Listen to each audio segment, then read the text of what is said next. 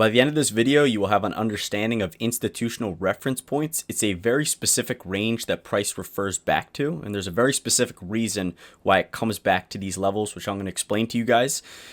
My mentor is the Inner Circle Trader. These concepts are inspired by him, but it's my lens of how I interpret price, and it really helps explain how retail traders are cannibalized and how they use retail patterns in conjunction with these institutional reference points to manipulate uninformed money every single day, every single week. There's going to be two reference points where we want to pay attention to. In the bullish example to the left, you can see that price makes a high, comes back down to make a low. These are the first two reference points that we want to take a look at, okay? So this high to this low in a bullish example, and then we have this low to this high in a bearish example. What we're looking for in the bullish example is price to see a sharp expansion. The speed outside of the range, the angle outside of that range is extremely important for picking the correct range for price to reprice back to for a very specific reason. And if we don't pick the right one and you're just using random levels, you're not focusing on how it left that range, then you're going to pick the wrong ones. Generally between a 70 to 90 degree angle outside of that range, between this low and this high, you're looking for it to leave that range with about a 70 to 90 degree angle. And what this shows is it shows institutional sponsorship outside of a range. Here is where my concept differs from all the people that are thinking in their mind right now, oh my gosh, this dude's literally just talking about a classic trend where it makes a high, low, higher, high, returns back to that range. No. This is where my concepts completely differ from anything that you've ever seen with this. I'm not talking about price just returning back into it and leaving it. I'm talking about it leaving this open for a little while. I want to see it go away from it. And I don't want to see it come back to it right away. Okay? And we're going to talk about the next step, what happens once it's already left that range, what I look for at the top up here. And this is where we use retail patterns. This is how they cannibalize retail uninformed money with the next step that we're about to talk about here. Similarly, in this example, all we're looking for is a low, a high, and we're looking for it to break through that low with speed and institutional sponsorship, meaning like a 70 to 90 degree angle outside of that range. We want to see sharp expansion outside of that. That's extremely important. If it's just doing this, right, and then it leaves that low, even if you get that sharp expansion right here, if the DEX kind of ran up like this, where it's leaving that low in a very high resistance fashion, breaks through that low, the chances of it returning back into that range right away, right, to take out this low resistance liquidity that it created, and maybe even fill an imbalance up in here, a fair value gap and a deep premium, that chance becomes higher when it leaves the range like this. I want to see institutional sponsorship outside of that range. Okay, so now we have the step one. Well, this is where we introduce retail patterns like bull flags, pennants, broadening wedges, resistance broken, support broken. You may be thinking, well, what does that have anything to do with this? Am I using those patterns in this model? I'm using those patterns for the specific purpose of seeing when retail traders are seeing something in price. So for example, it creates the range, leaves that range. When price is up here, I want to see it start to create a triangle, right? And I'm not looking at a triangle to buy this triangle. That's not why I'm looking at that triangle. I'm looking at this triangle because what is retail traders seeing when price moves in this kind of contracting formation? What are they seeing in here? Well, they're thinking that it's bullish. So I want to see price create that retail pattern on the high and then return back to my range. Why? Because now there's liquidity inside this range that has been engineered through creating this retail pattern. It can manipulate back into this very specific institutional reference point. So if you go on the left-hand side, I like to use this parallel channel just for a visual where you're marking out the high to the low. This is the range where you want to see price hold, and then I want to see price leave that range and go higher. When is an example of when I want to see it leave it and go higher?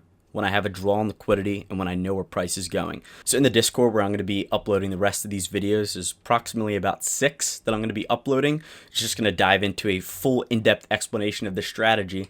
But what we're going to talk about is how you need to understand where the market's going to go and where the move has started at. So if you don't have that, this by itself is pattern trading. You have to understand where the market's likely to go to. Why is it likely to go to that level?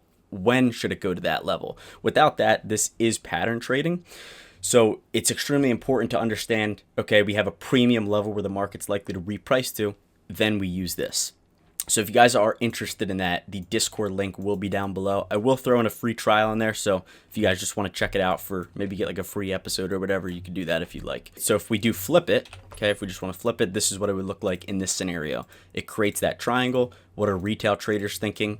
They're trying to short, right? Where are the stops at? The stops are within the range.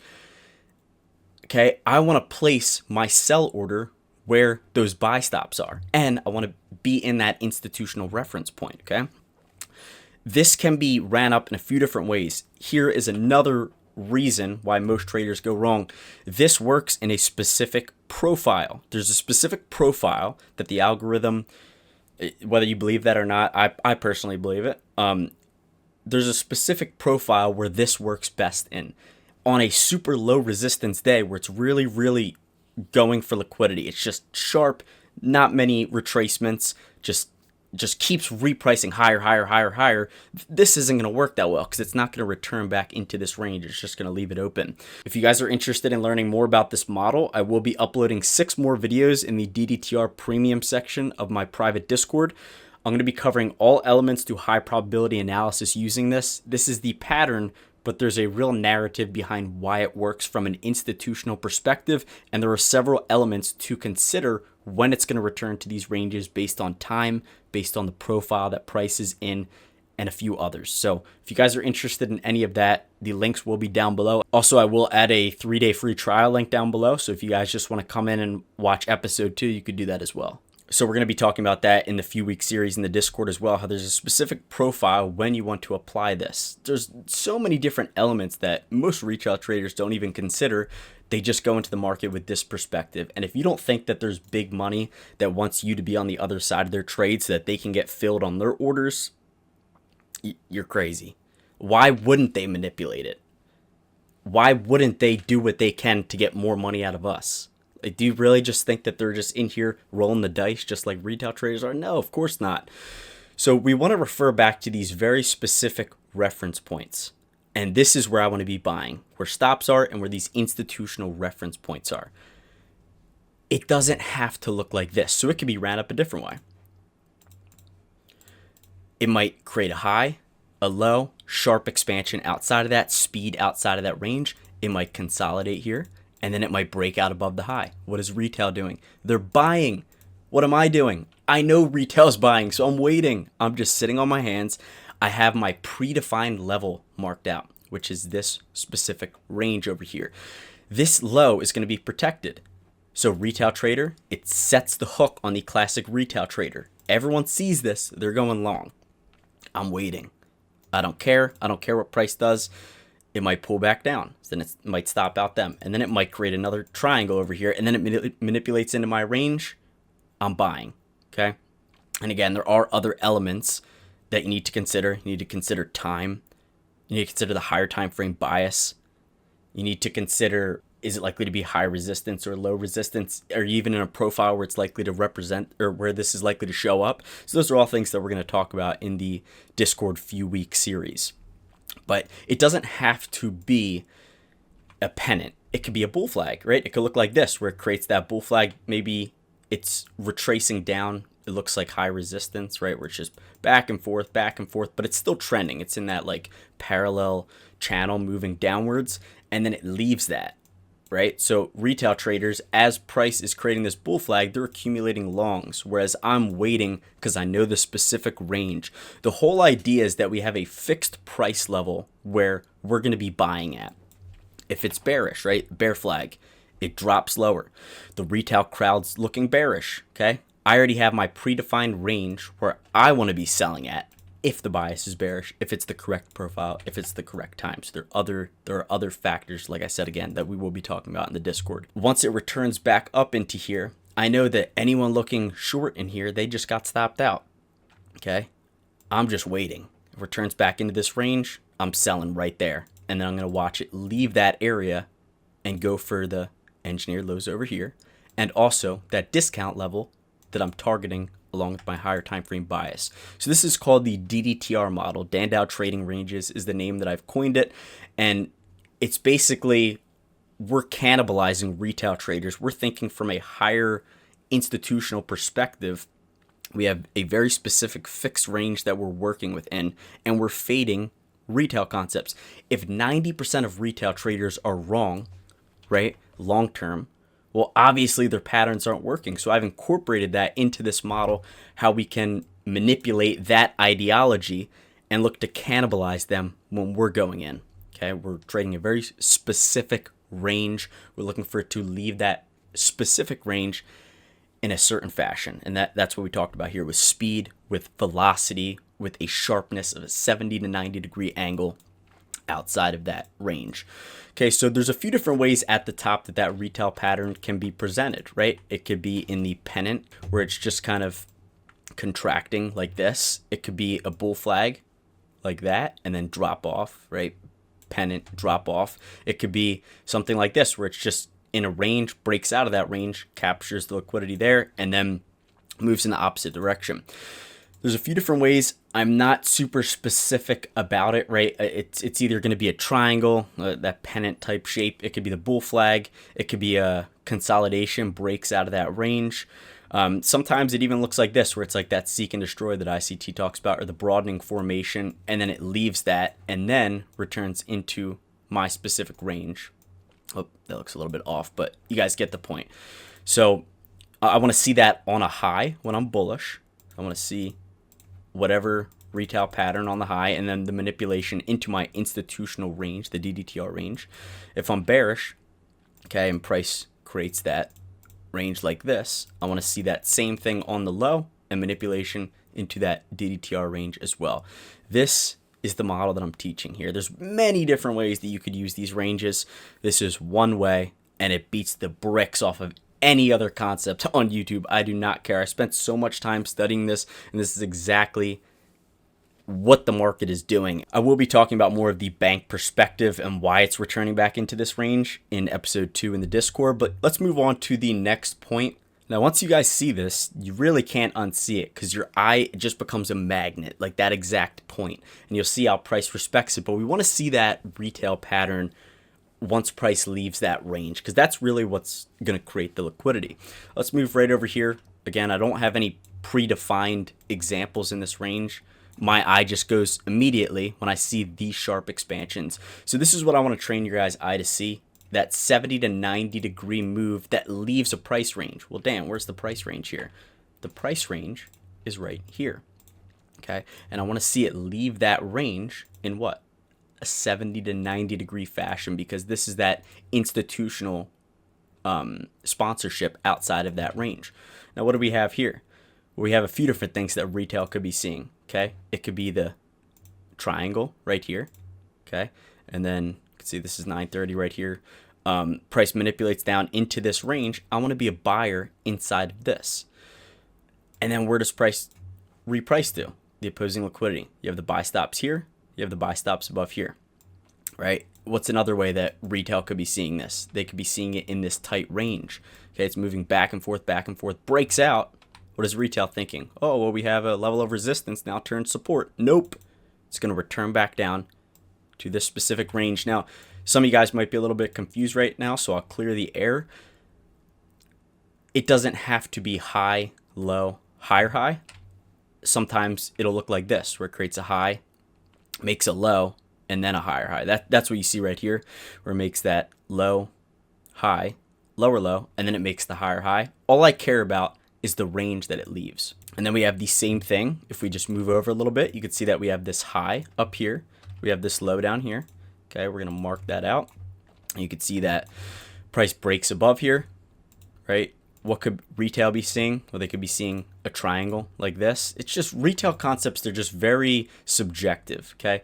Some people might see consolidation breakout, right? Some people might even see a bull flag as this thing is moving downwards. It's just very, very subjective, but price is going to manipulate back to where?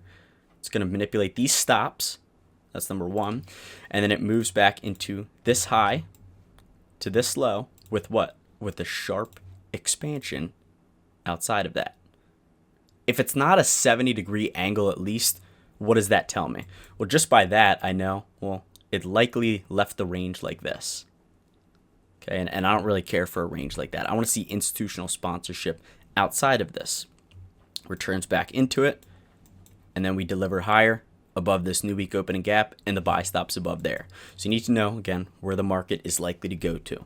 Now, if you look at the price action right after that, you could see that price has this range. It leaves that range. So you have this high to this low. So if you're bullish, you just want to look at a high to low, see how it leaves it. Okay, it's a little bit slower leaving it, but it's still above that required kind of angle that we're looking for, which is above 70. And you could see that it creates this triangle on the high. Okay, breaks out of that, trapping buyers, manipulating back down. This is a pretty large range, so you can refine these ranges, but you can see that it does work towards the bottom of that. You have this big wick. This is, I believe this was earnings. You can see that that's at 4 p.m. Returns back down lower, and then what happens? Price leaves it. So this is, remember, we had this range from this high to this low over here. It left that. It was consolidating, and then on the lower time frame, we have this range, and price still reprices higher above that new week opening gap into the buy stops. So let's take a look at the S&P 500 on the daily. You can see that this daily time frame looks horrendous, but if we scale down to the lower time frames, you guys could see the exact logic that I'm talking about here being implemented on the lower time frames. So if we zoom in, let's go down to a 15-minute time frame, and we're going to take a look at the price action over here. This is just such a textbook example of exactly the DDTR model being played out. So you have this range, you have a low, okay, and then you have the high. Damn, why are you using this low and this high? Because that's where price left it with speed, institutional sponsorship, a sharp angle outside of that, and it didn't trade back into it. On the low, what is retail thinking? They're thinking bear flag. You're probably thinking right now, they're probably thinking the triangle more so. But again, retail is subjective. It returns back into it. Okay, it's consolidating under it. Returns back into it, and then it leaves that range with speed. Where's it going towards? The low resistance liquidity down here. It's a very textbook example of the DDTR range, the retail pattern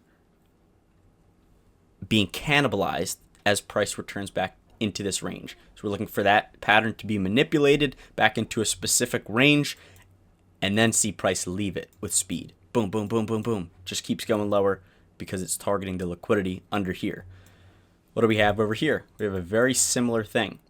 Okay, so you have this low. Okay, you have this high. Price leaves that. See speed through it.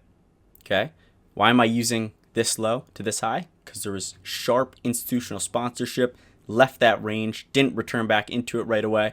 And then if we go down to a 5-minute time frame, I'm not going to do any drawings on this one, but you guys can see that we have some consolidation down here. What's retail thinking? They're thinking bear flag, okay, maybe even a triangle, and breakout traders are accumulating. Okay, so you have this low from over here where price is retesting. Retail traders thinking breakout, they're thinking lower. Nope, I'm sniping, I'm waiting on the sidelines for it to manipulate that pattern, go back into my range, and then I'm looking to trade out of that. And you can see price leaves it and comes back down. Same thing right over here. Okay, this is just such a textbook example, this one. So I'm training your eye to see the specific move outside of that range, the sharp move outside of the low, high, and then we want to see a retail pattern get created. Okay, such a clear triangle. Every retail trader is thinking lower, manipulates that pattern. Uninformed money gets smoked once again, returns back into my range. This is where I'm selling at. I'm not selling in here. I'm waiting. I'm patiently waiting on the sidelines because I know the deck is being structured a specific way to manipulate uninformed money. I'm waiting for them to get cannibalized. I'm waiting for it to return back into my specific range. From an institutional perspective, this is where they're selling at. So when I see this, I'm not going short here. I'm waiting for it to return into this specific institutional reference point. Okay? And then I'm looking to see it leave that because it's manipulated the retail crowd. All of the shorts, right, their buy stops are triggered. What can big money do? Well, they can go in and they can liquidity pair those buy stops with their sell orders once it returns up into here. I want to see it leave that range and then target the higher time frame level that I'm targeting, okay, which is going to be a discount, right? We have this discount fair value gap down in here, and and then you have the sell stops under this specific low. It didn't have to target that because if we look at NQ, it took out that previous low, but I'm utilizing the logic of NQ heading lower, okay? ES doesn't have to take out that low. That is going to be it for this video though. This was an introduction to the DDTR model, and I really think that this just beats the bricks off of any other retail concept out there because it's about liquidity and it's about institutional reference points. And we're not just using random harmonic patterns. We have stuff that has real world logic in here, and just test it out. Just go ahead and back test it. If you don't believe what I'm talking about, just go ahead and back test it and then come back to this video. And if you don't think it works, you could say that, but I would bet that if you really spend the time to back test this, you guys are going to understand, holy shit, this actually does work and it repeats all the time.